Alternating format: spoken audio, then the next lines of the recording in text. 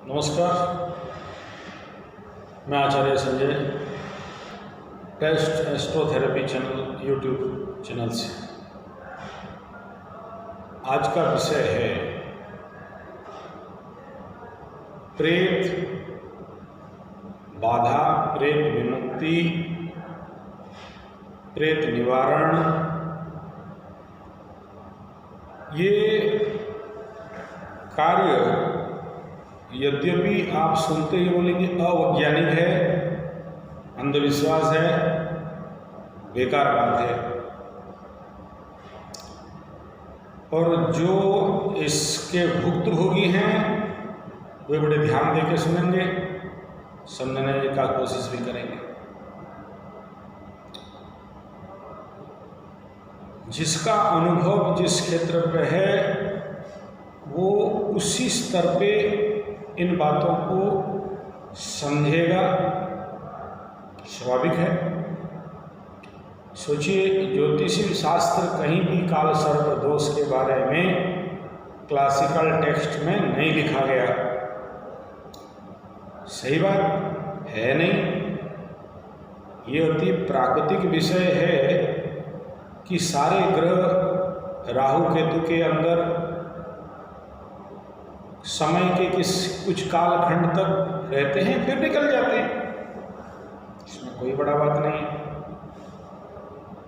राहु केतु के एक्सिस में या तो पूर्वार्ध में रहे या उत्तरार्ध में रहे,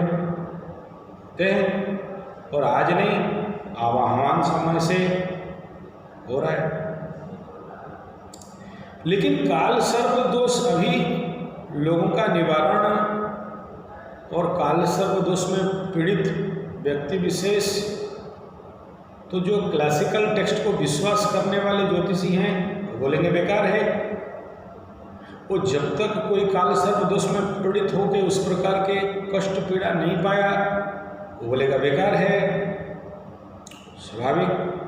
लेकिन जो उस प्रकार के प्रचंड दुख, कष्ट, पीड़ा, ताप, काल सर्प के दंशन अपने स्वजीवन पे, अपने ही हाथों अपने पैर पे कुराड़ी मार दे, अपने हाथों अपनी जिंदगी, परिवार, वंश का नाश ध्वंस करे, अपने हाथों अपने संतान का विनाश कर दे, जो कहे कि दवाई खाएं और पेट से बच्चा अब गिरा दें, मारने का प्रवृत्ति और बिना मतलब का, बिना दोष का किसी को बर्बाद करने का प्रवृत्ति। मैं नहीं कह रहा हूं कि ये काल सर्प दोष के कारण है, लेकिन काल सर्प दोष, बार बार कहता हूं, एक फाउंडेशन, एक बेस, एक प्लेटफॉर्म के तरह काम करता है बाकी ग्रहों के लिए। इस प्रकार के अति उग्र और क्रूर, हृदयहीन, धोखेबाज टाइप के व्यक्तित्व को बनाना, यानी वहाँ एक पर्सनालिटी डिसऑर्डर को खड़ा करने के लिए कहीं कहीं, मैं ज़्यादातर 5-11, पंचम और एकादश भाव के कुछ काल सर्प दोषों पे ज़्यादातर देखा हूँ। 4-10 उतना ज़्यादा तो नहीं है। 6-12 काला सर्प भी, मतलब षष्टम और द्वादश भाव, या फिर अष्टम, द्विअष्टम भाव,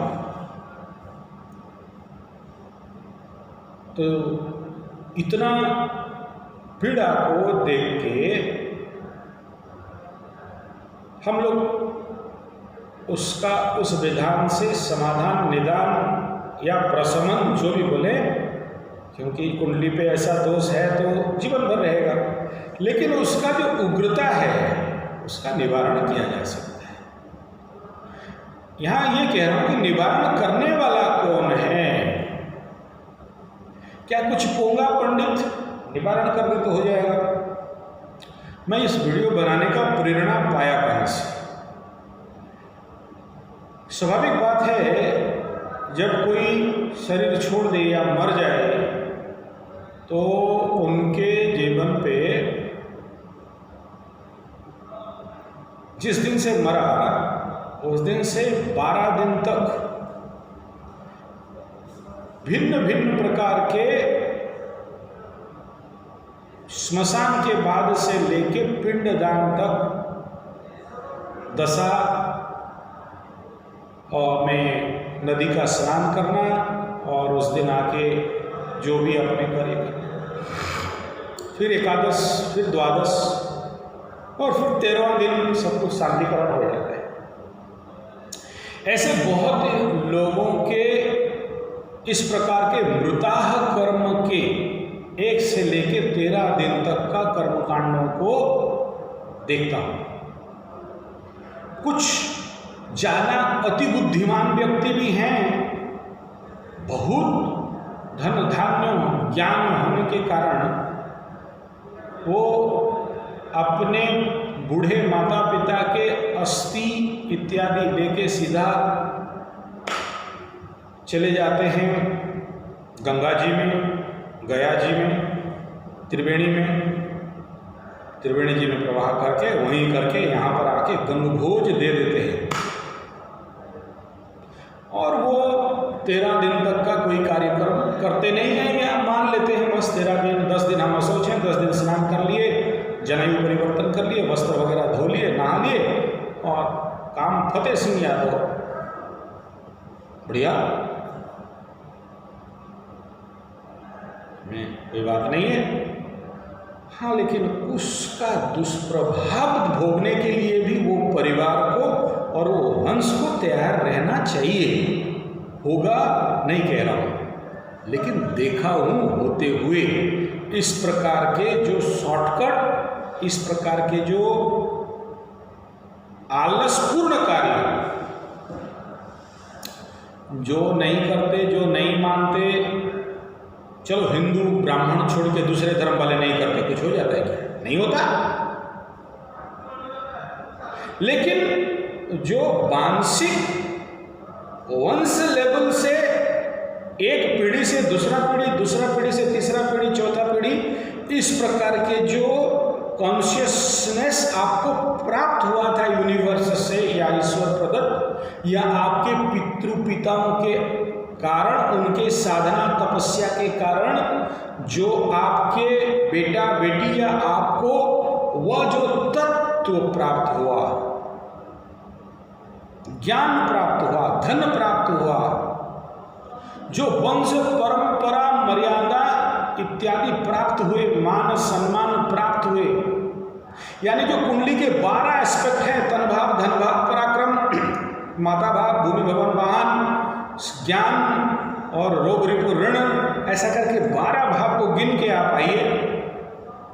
अगर आप ये सब कहीं से पाए हैं, इन उत्तम राजयोग या दुर्योग, और इन सबको मिला के आपकी चैतन्यता, कॉन्शियसनेस, आपके जो किसी चीज को जो बुद्धि, ज्ञान, विशिष्टता, व्यक्तित्व, ये कदाचित ऐसा नहीं कहना कि आप ऊपर से लेके आ गए,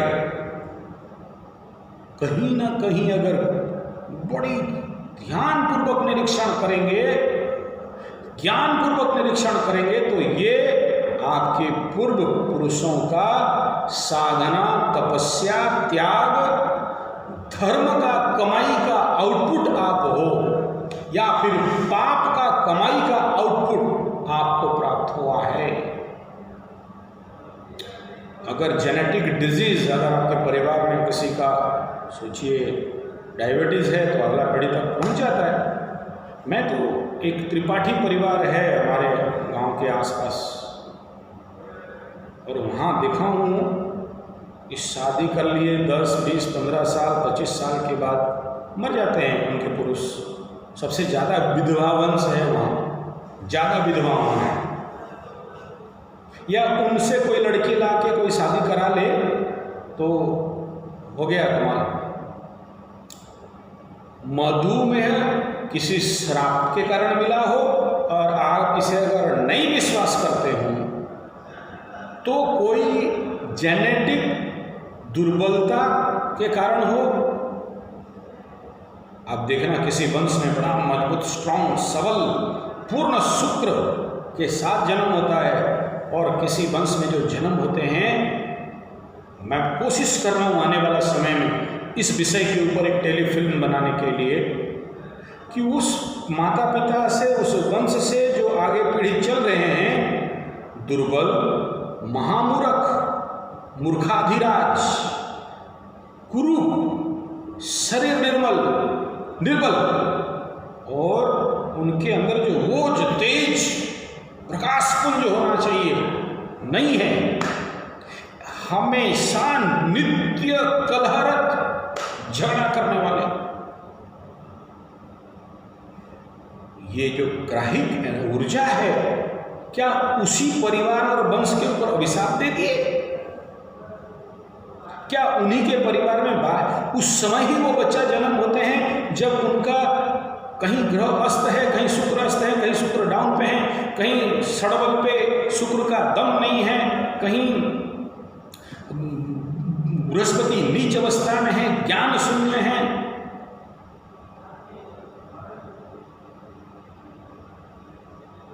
पितृपुरुष का आशीर्वाद,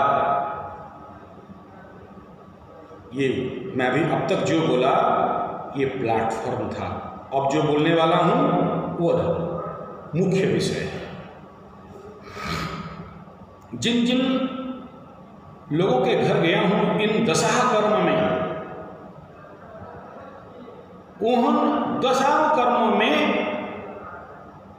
पोंगा पंडित रटे रटाए संस्कृत मंत्रों को रट के आए या किताब देख के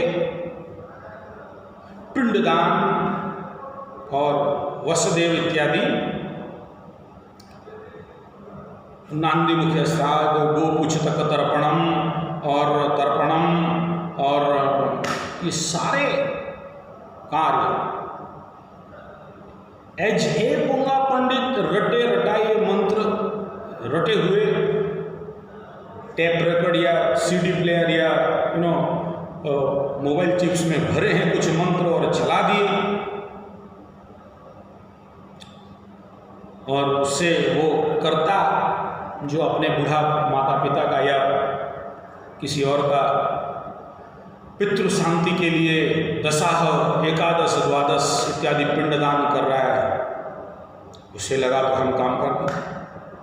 और कुछ लुटखोर ब्राह्मण पंडित भी हैं जो लूट रहे हैं लोगों से, ये लगेगा, वो लगेगा, ये ले आओ, वो लगाओ। तेरे मंत्र पे दम कितना है? सावधान, मैं पंडितों का विरोध नहीं कर रहा हूँ, खुद पंडित हूँ, करता हूँ, कर्मकांडी हूँ, इसलिए मुझे आज ये कहना पड़ रहा है। अगर वो प्रेत शांति नहीं हुआ तो इसका दोष किसके ऊपर? और आज के पंडित कर्मकांडी उन प्रेतों के दोषों को धारण करने हेतु ये तो कमा खा लिए, बिल्डिंग बना लिए और दान दक्षिणा सब ले लिए। अगर यापिक हैं, गायत्री आदि जाप कर रहे हैं, त्रिसंध्या कर रहे हैं, थोड़ा बहुत बच भी जाएंगे, अगला पीढ़ी को कौन बचाएगा? क्योंकि वही धन संपदा खा के तो ये बड़े हो रहे हैं ना। और आप दशा में या एकादश में या द्वादश में वो प्रेत शांति हुआ या नहीं, प्रेत विमुक्ति हुआ या नहीं, उसका अनुभव भी कर लेंगे। आप बोलेंगे ये तो बस फर्ज है, करते हैं, करना चाहिए बोल के करते हैं, या आप ऐसे बोलेंगे कि ये पुरखे कर रहे थे इसलिए कर रहे हैं, किताब में लिखा है इसलिए कर रहे हैं, कर्मकांड में है इसलिए कर रहे हैं। नो, ऐसा नहीं है। इसके पीछे बड़ा रहस्य है, आप अनुभव कर सकते हैं। सोचिए, आज का डेट में कोई शरीर छोड़ दिया, मर गया, अगर भाग्य अच्छा है तो उसी दिन ही उसका अंतिम संस्कार स्मशान में ले गए। भाग्य बहुत बुरा है तो बासी मढ़ा हम लोग उड़िया में बोलते हैं, यानी 1 दिन के बाद 2 दिन के बाद, या फिर काटाई छटाई करके वो पोस्टमार्टम करके, या बेटा कहीं मुंबई बेंगलोर या यूएसए में है, आने के लिए 3 दिन 4 दिन लग गया, या कोरोना चल रहा है नहीं आ पाया, 3-4 दिन मर्ग में रखा और 4 दिन के बाद अंतिम संस्कार किए। इस प्रकार के अंतिम संस्कार। और फिर इस समय कोरोना के टाइम अच्छे पंडित नहीं मिले तो गंगा पंडित ले आए। और सच कहूँ तो उस प्रकार के साधनात्मक हैं कहाँ। अब इसमें होता क्या है ना, जिस दिन आप अंतिम संस्कार किए उस दिन देखिए आपको भारी लगेगा, और सबसे ज़्यादा भारी उससे लगता है जो मुखाग्नि दिया है और उसके जानने वाले इर्द गिर्द। आप बोलेंगे ये मेंटल साइकोलॉजिकल एस्पेक्ट है। अरे महाराज, मेंटल साइकोलॉजिकल एस्पेक्ट आया कहाँ से? है भी उसके प्रति भावना, संवेदना, संपर्क, रक्त संपर्क, ब्लड रिलेशन, प्राणी संबंध, और अगर ग्राहिक कहते हैं तो ऋण का संबंध,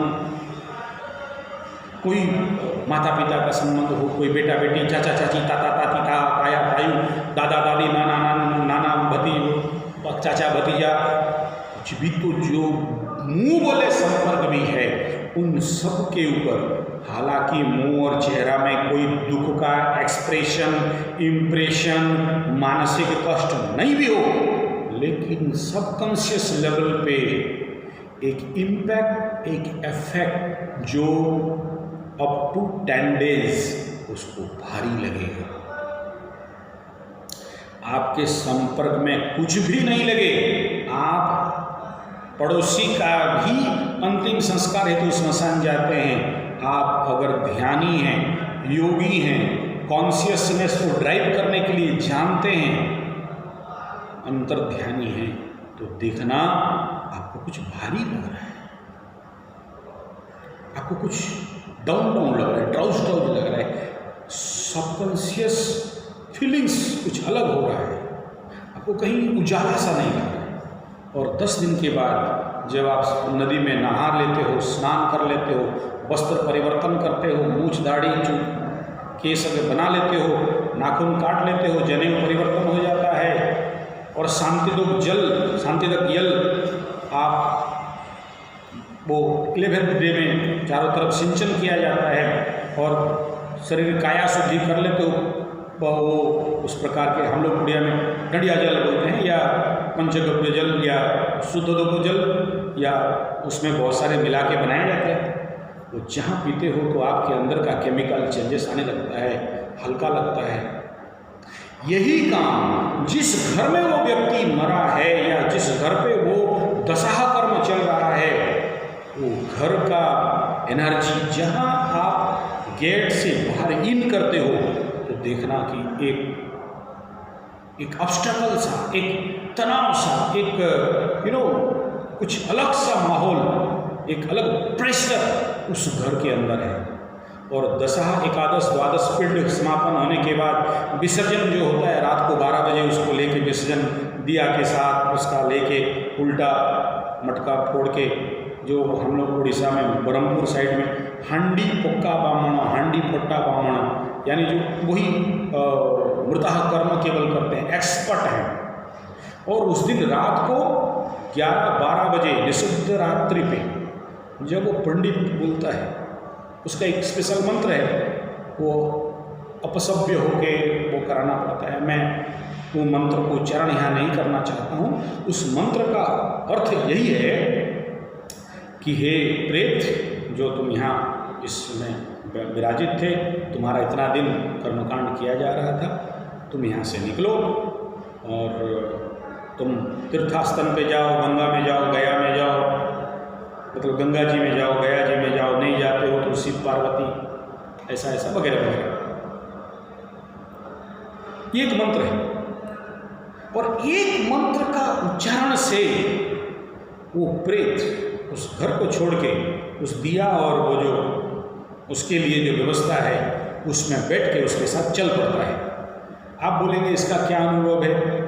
बोले साइकोलॉजी है। नहीं, वो जो कर्ता कर्म कर रहा है उस प्रेत के लिए हाथ में, यहाँ बाएं हाथ में उसको झुला के लेता है, छोटा सा मिट्टी का घड़ा और दिया, वो नदी तक पहुंच भी नहीं सकता, वो इतना भारी हो जाता है। उसका अनुभव, मैं जितने लोगों से इसके ऊपर, मेरा रिसर्च सब्जेक्ट है ये, तो मैं कई लोगों से ऐसे ही पूछता हूँ, ये सब नहीं बोल के पूछता हूँ, अब कैसे लग रहा है, अब क्या हो रहा है, इसके बाद क्या लगा, खुद बोलो, क्योंकि मैं बोल दूंगा भारी लगता है तो वो भारी हो जाएगा, ये दिया का क्या क्या कंडीशन हो रहा है, और मैं उसे निरीक्षण करते रहता हूँ। और वहाँ फेंकने के बाद क्या क्या होता है मैं उसे कहूँगा, आप विश्वास भी नहीं कर पाओगे, बिना फालतू का डर फैला रहा है कहोगे, करने का बात नहीं है। Complete it is a spiritual, it is a spirit call type activity. और फिर उसको विसर्जन करके आने के बाद सारे कपड़ा फेंकता है, उलग्न होता है, और वहाँ ब्राह्मण उसको वस्त्र देता है और प्रश्न करता है उसका मन को विभ्रांत करने के लिए।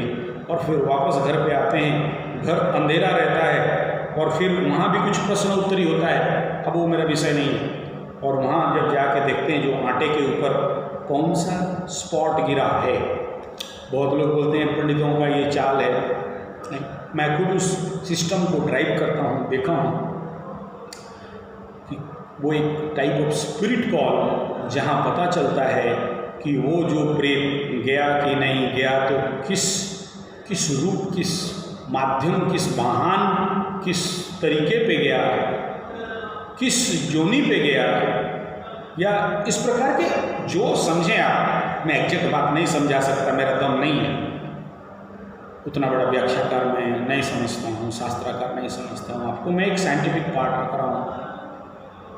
मैं ये कह रहा हूँ कि चलो जो चल रहा है चलने दो, अगला पीढ़ी के लिए क्या, ये जरूरत है उस ब्राह्मण का, मंत्रों का, शक्ति का साधना में, कि वो ये मंत्र का प्रयोग करे और वो घर, चलिए प्रेत है नहीं है, मानते हैं नहीं मानते हैं, विश्वास करते हैं नहीं करते हैं, मुझे कोई लेना देना नहीं है।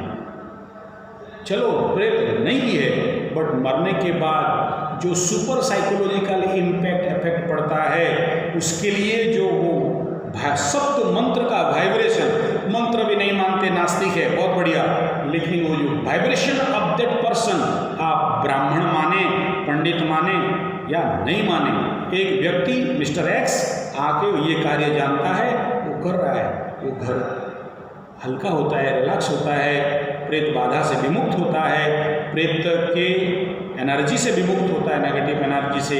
घर पे गंगाजल, गोबर, गोमूत्र इत्यादि सिंचन करने के साथ वो जो मंत्रों को किया जाता है, कुछ वैदिक मंत्र, कुछ तांत्रिक मंत्र, कुछ कर्मकांडी मंत्रों को प्रयोग किया जाता है। अगर वो पंडित के पास वो दम नहीं है और वो सोचता है किताब पढ़ के 2-4 मंत्र रट के मैं कर दूंगा और ये काम हो जाएगा, ना जजमान का कल्याण होने वाला है, ना उस पंडित का कल्याण होने वाला है, ना उस संसार का कल्याण होने वाला है। इस वीडियो का लक्ष्य ऐसा है, आवश्यक है आज के डेट में उन पंडितों का साधना, जिससे उनके मंत्रों पे दम हो, उनके प्राणिक ऊर्जा में दम हो। ऐसे मैं कई पंडितों का, पोंगा पंडितों का अनुभव लिया हूँ। ऐसे ही प्रेत विसर्जन के लिए जा रहे थे और क्या क्या हुआ, कोई ठेल दिया, कोई गर्दन पे बैठा, कोई छाती पे बैठा, किसको गिरा दिया। मैं बहुत सारा कहानी सुना हूँ, लोग विश्वास नहीं करते, लेकिन जिनको हुआ है प्रैक्टिकली वो बोलते हैं, अनुभव में उनसे लिया हूँ, उनका डाटाबेस भी रखा हूँ। मेरा यहाँ पूरा वीडियो का लक्ष्य इतना है, मेरे प्यारे पोंगा पंडित जी, रटाने रट राट के मंत्रों को प्रयोग करने वाले मेरे पोंगा पंडित भाई, कुछ साधना करिए, इस प्रकार के शक्तियों को प्राप्त करिए, ताकि कल हम भी मरेंगे तो हमारा भी कल्याण हो सके। काल ये जो पोंगे पंडित, आप भी मरोगे और आपका भी प्रेत भटकता रहेगा। चलो नहीं भी भटके, प्रेत नहीं है बोल के मानो, तो भी जो ऊर्जा मरने के बाद यूनिवर्स में वेदांत के थॉट पे चलेंगे, उपनिषद के थॉट पे चलेंगे, तो जहाँ था वहाँ मिल गया सही।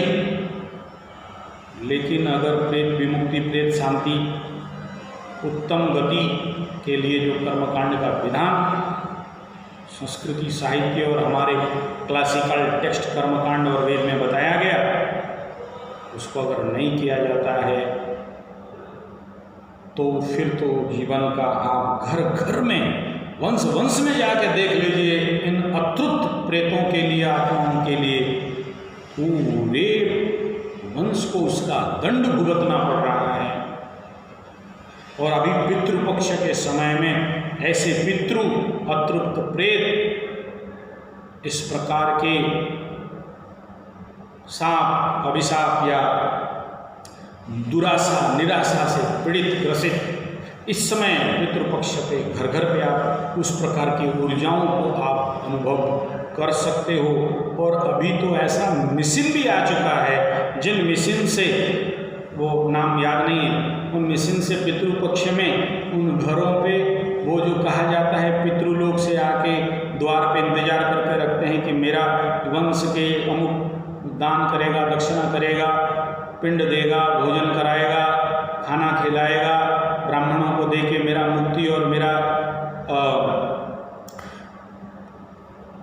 शांति कराएगा, मेरे को कुछ देगा, या जो भी आप मानो, सम्मान करेगा, मान करेगा, जो समझ लो। मैं लोकल समझ के लिए ये वाणियों को लगा रहा हूँ, इसलिए यहाँ कोई मांत्रिक बात या कोई क्लासिकल बात को नहीं रख रहा। मेरे ये पूरे वीडियो का अभिप्राय और लक्ष्य इतना ही है कि हे मेरे ब्राह्मण वर्ग, ब्राह्मण निंदा के लिए नहीं बैठा, हे मेरे पंडित वर्ग, मैं आपका निंदा के लिए ये वीडियो नहीं बना रहा हूँ। आप कार्य कर रहे हो, जितना ज्ञान है, जितना गुरु दिया है उतना कर रहे हो, आपके चरण में सत सत नमन। मैं ब्राह्मण गुरुओं का निंदा कभी कदाचित गलती से नहीं करता, या आपको नीचा दिखाना मेरा कोई लक्ष्य नहीं है। एक ही लक्ष्य है कि अगर आप इस प्रकार के साधना सिद्ध गुरु के माध्यम से कर लो, बहुत अच्छा। नहीं, हम स्वागत करते हैं, आइए हमारे संगठन में इस प्रकार के साधनाओं का करना, करवाना हमारा लक्ष्य है। आप नहीं आ सकते हो, कोई बात नहीं, आप जैसे कर रहे हो करो, लेकिन अगले समय पे आपके घर पे ब्राह्मण बच्चा, बेटा, बेटी, जो लोग भी कर्मकांड करेंगे, या आप ये सहायता कर सकते हो कि आपके इर्द गिर्द आसपास कोई ना कोई ऐसे ब्राह्मण होंगे, ऐसे बेटा बेटी कम उम्र वाले, हमारे ब्राह्मण गुरुकुल में, कर्मकांड गुरुकुल में आप उन्हें भेजो। सारा खाना पीना, रहने का व्यवस्था करवा देंगे अगर आप दे नहीं पाओगे तो। और साधनात्मक कर्मकांड का ट्रेनिंग देंगे। आज ऐसे ब्राह्मणों का बहुत डिमांड है। दुर्भाग्य है, ऐसे ओजगुण, तेजगुण, साधनात्मक, जिनके मंत्रों पे दम हो, ऐसा पंडित नहीं मिल रहे। किताबी रटे रटाए पूंगा पंडित एवरीवेयर अवेलेबल, और ऐसा ट्रेंड पंडित ब्राह्मण अगर हमें मिल जाए, हमारा भी कल्याण, उसका भी कल्याण, और पेमेंट मार्वलस पेमेंट देंगे।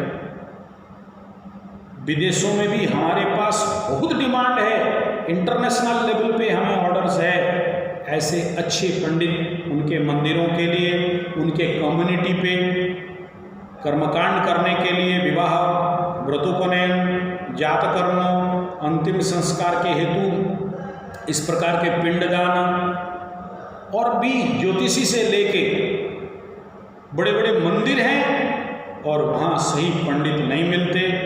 एरू गेरू नत्थु खेरू दूर चक्रधरपुर को लगा के मंदिर चल रहे हैं। कोई विधि विधान के अंदर 99% मंदिर में पूजा हो नहीं पा रहा है। जो बड़े बड़े मंदिर उनको छोड़ के बाकी बेसिक मंदिरों का बात कर रहा हूँ, जिसके कारण उस मंदिर में रहने वाले देवी देवताओं का ऊर्जा पे कहीं ना कहीं कमी होना या उस मंदिर के माध्यम से जो लोक कल्याण होना चाहिए वो नहीं हो पा रहा है। मंदिर को छोटा मोटा मत समझिए।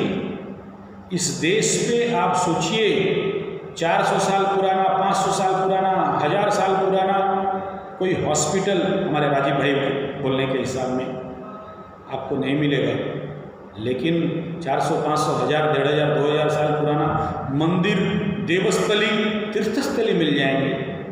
क्यों? और इसीलिए इस देश में पागल कम है और विदेशों में बहुत ज़्यादा पागल है, क्योंकि उस मंदिर, फोटो, मूर्ति, रोड के पास टंगे हुए 5-6 ईंटा में बनाया हुआ मंदिर और लाल सिंदूर और तिलक और छोटा सा झंडा पे व्यक्ति जाके अपना दुखड़ा सुना के हल्का होके आ जाता है, एक विश्वास को बना के आ जाता है, एक अविश्वास को नाश करके आ जाता है, तो साइकोसोमैटिक डिसऑर्डर, मेंटल रोग से बच जाता है। इसलिए जरूरी है मंदिर, लेकिन वहाँ शुद्ध मांसाहार नहीं करने वाले, नशापान नहीं करने वाले, त्रिसंध्या करने वाले शुद्ध साधक पंडित ब्राह्मणों का आवश्यक है। सावधान, यहाँ ब्राह्मण माने पंडा, सतपति, मिश्रा, जात वंश का नहीं कह रहा हूँ मैं। कोई जातिवाद को कदाचित सपोर्ट नहीं करता, जो मेरे इर्द गिर्द हैं उन्हें पता है। इलीगल एक्टिविटीज़ नहीं, मेरे पास सब है। इस प्रकार के छोटे बड़े जो भी आपकी भाषा में, मेरे भाषा में तो एक ब्रह्म द्वितीय नास्ति, सुनी चैव सुपाके च पंडिता समदर्शिना। पंडित उन्हें कहते हैं जो चमार से लेके ब्राह्मण तक सबको एक दृष्टि, सुनी चैव सुपाके च पंडिता समदर्शिना, सबको समान देखने वाला। पंडित का जो डेफिनेशन भगवान गीता में श्री कृष्ण ने बताए, सुनी चैव सुपाके च पंडिता समदर्शिना, सिद्ध सेकंड अध्याय में भगवान कृष्ण बोल रहे हैं, गता स्वगता नानु शोचन्ति पंडिता। तो वो पंडित होते हैं जो गत और विगत को नहीं सोचते, वर्तमान में रहते हैं। ये पहला डेफिनेशन है। दूसरा सुनी चैव सुपाके च दूसरा डेफिनेशन है। तीसरा भी एक डेफिनेशन है पंडित का, आपके लिए प्रश्न छोड़ रहा हूँ, बताइएगा। गीता में भगवान कृष्ण पंडित का 3 डेफिनेशन बताए, मैं 2 डेफिनेशन बता दिया, एक डेफिनेशन आप ढूंढ के बताना क्या है वो। पंडित किसे कहते हैं? मेरे पंडित वर्ग, मेरे पंडित मंडली। तो हमारे लिए कर्तव्य बहुत है। आपका कर्तव्य ज्ञान है कि कहीं भी जाते हो, ऐसे पंडित का बच्चा मिल जाए तो आप हमारे पास ट्रेनिंग पे भेज सकते हो। उन्हें हम ऐसे मजबूत पंडित बनाएंगे जो इस देश में मंत्र शक्ति से इस विश्व का कल्याण करेंगे।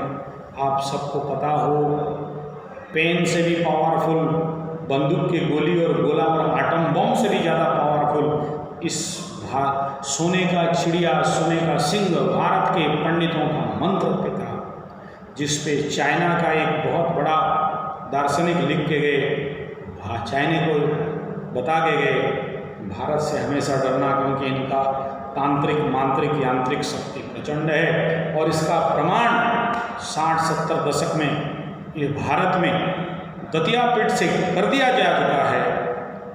तो आप अपने बेटा को इस प्रकार के कर्मकांड सीखने सिखाने हमारे गुरुकुल पे, ब्राह्मण गुरुकुल पे, वैदिक गुरुकुल पे भेज सकते हैं, जिन्हें हम सुपर पंडित, सुपर मंत्राकार, तंत्राकार, यंत्राकार के ज्ञान से सुसज्जित करके, लैस करके एक ओजस्वी, तेजस्वी, वर्चस्वी, महाप्रतापी पंडित इस विश्व कल्याण हेतु देंगे।